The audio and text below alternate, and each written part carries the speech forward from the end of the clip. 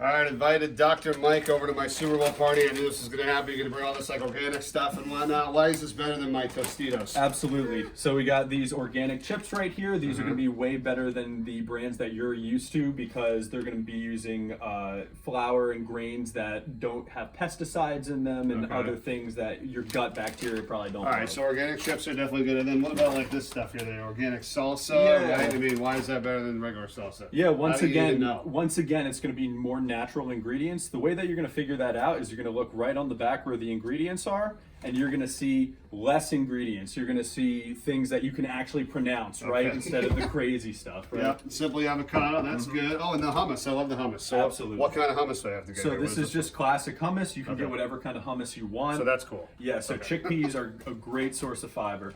My planters, and then I see these organic cashews without any salt on them. Right, so I just wanted to compare these two with you. So I brought both of them as an example. So right here we have Planters whole cashew chips, which are really tasty, but they're a little bit processed. So they're roasted, so that cooks out some of the nice nutrients that are already in cashews.